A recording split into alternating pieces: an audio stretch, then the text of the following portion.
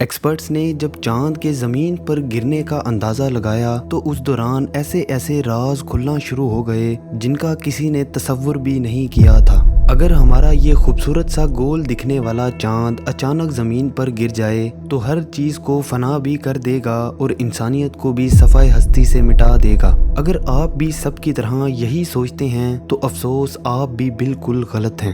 Experts کے مطابق حقیقت تو یہ ہے کہ چاند بذات خود زمین پر آنے سے پہلے ہی ٹوٹ کر ریزہ ریزہ ہو جائے گا۔ ہاں، ایسا ضرور ہے کہ گرنے سے پہلے کے کچھ لمحات قیامت سے بھی زیادہ بھیانک ہو جائیں گے۔ کیا واقعی میں چاند اچانک زمین پر گر سکتا ہے؟ اور اگر ہاں تو ابھی تک یہ زمین پر گرا تو گرا کیوں نہیں؟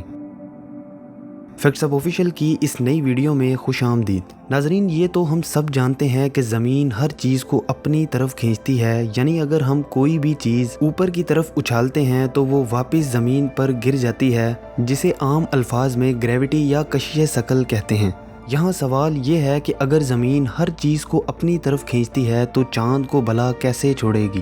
جی ہاں، زمین اپنے سب سے قریب ترین سیارے چاند کو پوری طاقت سے اپنی طرف کھینچتی ہے، لیکن آخر چاند آج تک زمین پر گرا کیوں نہیں؟ کیا کوئی اور اپوزٹ فورس یا مخالف قوت بھی ہے جو چاند کو زمین پر گرنے سے روکتی ہے؟ اس بات کا جواب صرف ایک ہی ہے، اور وہ یہ ہے کہ گریوٹی کا مقابلہ کرنے والی دوسری کوئی قوت یا فورس موجود نہیں، بلکہ چاند کے نہ گرنے کا راز تو محض ایک سائیڈ وے فورس ہے جسے ہم اوربٹ کہتے ہیں۔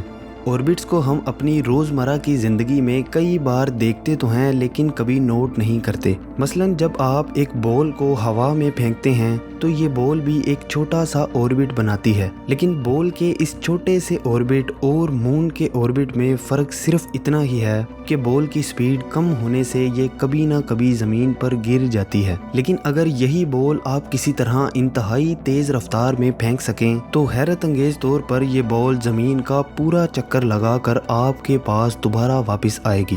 جی ہاں، آپ نے بالکل ٹھیک سنا۔ اگر اس بال کی سپیڈ کم کرنے کے لیے کوئی ہوا موجود نہیں ہوگی تو یہ ہمیشہ کے لیے زمین کے چکر لگاتی رہے گی، اور وہ بھی اپنے ہی اوربٹ میں۔ سیم ٹو سیم یہی پروسیس ہمارا چاند بھی کرتا آ رہا ہے، اور ہمارے اسپیس میں بھیجے گئے سیٹلائٹس یا مصنوعی سیارے بھی۔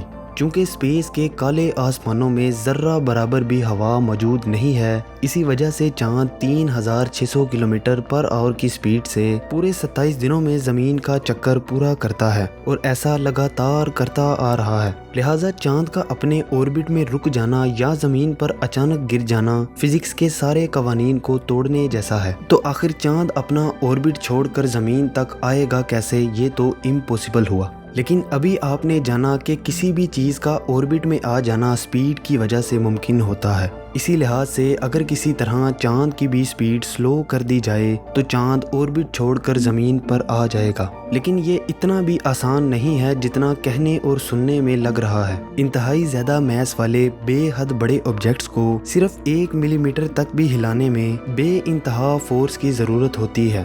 یہی وجہ ہے کہ ہمارے سولر سسٹم میں آج بھی مارس، وینس، جوپیٹر، نیپچون اور مرکری جیسے پلینٹس اپنے اپنے اوربٹس میں بالکل سٹیبل ہیں۔ چاہے چاند ان سب سیاروں سے کافی چھوٹا ہے، لیکن پھر بھی چاند کو ہلانا یا اس کی سپیڈ کم کرنا انسانوں کی موجودہ ٹیکنالوجی کے بھی بس سے باہر ہے۔ حتیٰ کہ چاند کی سرفیس پر اگر ایک وقت میں ایک ساتھ اربوں راکٹ انجنز کو بھی بھڑکایا جائے تب بھی چاند کی سپیڈ میں فرق نہ ہونے کے برابر ہوگا۔ لیکن سپیڈ کی اس معمولی سی کمی سے عین ممکن ہے کہ چاند 1 سال کے اندر اپنا اوربٹ چھوڑ کر زمین تک پہنچ جائے گا۔ سائنس یہ کہتی ہے کہ زمین تک چاند ایک سٹریٹ لائن میں نہیں بلکہ سٹیپ بائی سٹیپ ایک اسپائرل کی طرح زمین کی طرف بڑھے گا۔ چاند کو زمین تک آنے کی کیلکولیشنز یہ کہتی ہیں کہ چاند سٹیپ بائی سٹیپ زمین کی طرف 1 سال تک پہنچ سکے گا، لیکن یقین مانیے یہ 1 سال زمین کی شروعات سے لے کر آج تک زمین کا سب سے بدترین سال ہوگا۔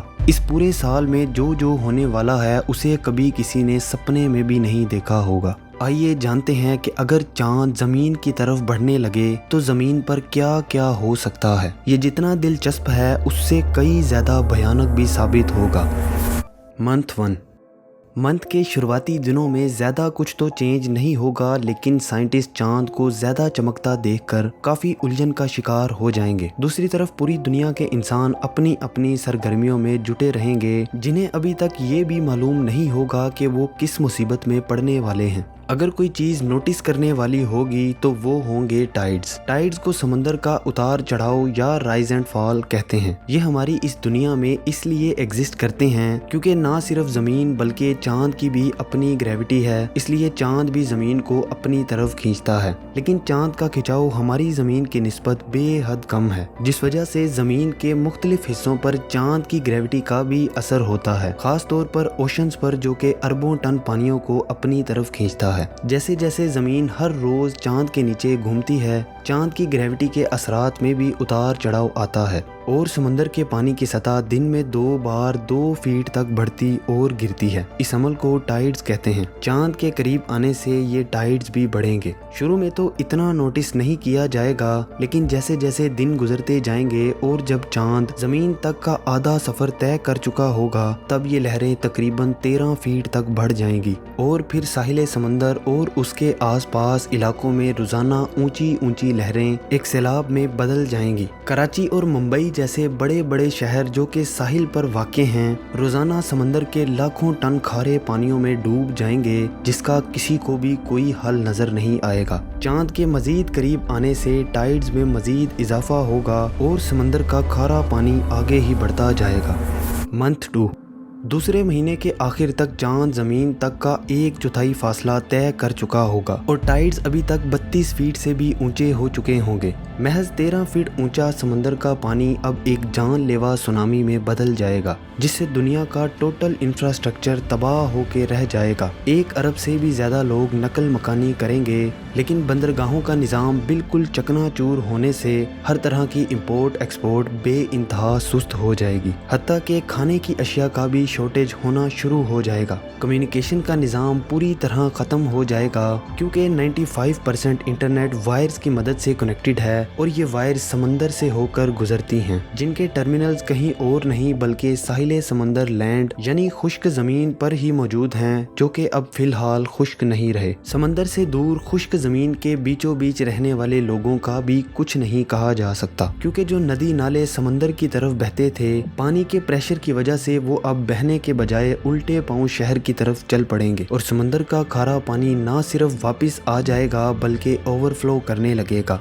गैस शॉर्टेज अपने उरूज पर होगी, क्योंकि साहिल के करीब तमाम गैस रिफाइनरीज खुद भी पानी में डूब चुकी होंगी। हर मुल्क अब टोटल अपनी ही बची कुची अशिया पर गुजारा कर रहा होगा, लेकिन सिर्फ वही मुल्क जहां के लोग ऊंची जगह पर पनाह लेने में कामयाब हुए। लो टाइड्स में तो जान बचाने का मौका मिल ही जाया करेगा, लेकिन हाई टाइड्स की उस खौफनाक घड़ी में हर एक को अपनी ही फिक्र होगी। 3rd मंथ 3 महीनों में चांद इतना करीब आ जाएगा कि स्पेस में मौजूद कम्युनिकेशन और नेविगेशन सैटेलाइट्स को भी नहीं छोड़ेगा, उन पर भी अपनी ग्रेविटी का असर डाल ही देगा। आमतौर पर तो चांद इन सैटेलाइट से इतना दूर होता है कि इनके लिए कोई मुसीबत का बाइस नहीं बनता। चांद जितना करीब आता जाएगा, ये सैटेलाइट्स अपने ऑर्बिट से भटक जाएंगे और स्पेस के काले आसमानों में दूर कहीं गायब हो जाएंगे। मंथ 4 एंड 5 ज़मीन पर अब टाइड्स तेज़ी से बढ़ते और बढ़ते ही चले जाएंगे, हत्ता कि लहरों की ऊंचाई हाई टाइड्स के वक्त तकरीबन 320 फीट तक ऊंची हो जाएंगी। लो टाइड्स के वक्त यही अमल उल्टा हो जाएगा। ओशन सैकड़ों किलोमीटर ज़मीन से दूर चला जाएगा, इतना दूर कि समंदर के अंदर की वो ज़मीन जो कभी खुश्क नहीं देखी गई, वो भी खुश्क रेगिस्तान का मंजर देगी, जिससे दुनिया का पूरा नक्शा ही बदल जाएगा। हाई टाइड्स के वापस आने पर इन लहरों की स्पीड शदीद ज़्यादा होगी, जो अचानक ना सिर्फ घरों को बल्कि आसमान छूती ऊंची ऊंची इमारतों को भी निगल जाएगी। अब 5 महीनों में इस तबाही का वार्म अप फेज कंप्लीट हो चुका है, क्योंकि असल तबाही तो अब शुरू होगी। आने वाला आधा साल चांद के मजीद करीब आने से किन किन मुसीबतों को जन्म देगा। जब एक्सपर्ट्स ने ये अंदाज़ा लगाया कि चांद टूटकर मलबे का ढेर बन जाएगा, तो क्या उसके बाद भी कुछ बुरा होना बाकी रहेगा? क्या इस सब के बाद ज़मीन अपनी पुरानी हालत में वापस लौटेगी? अगर हाँ, तो फिर रात के वक़्त आसमान में चांद के अलावा कौन सी चीज़ ज़मीन को रोशन रखेगी? ये सब आप जान सकेंगे इसी वीडियो के पार्ट 2 में। امید ہے یہ ویڈیو بھی آپ کو بے حد پسند آئی ہوگی۔ آپ کی سپورٹ کا تہہ دل سے شکریہ۔ ملتے ہیں دوبارہ اس انٹرسٹنگ ویڈیو کے پارٹ 2 میں۔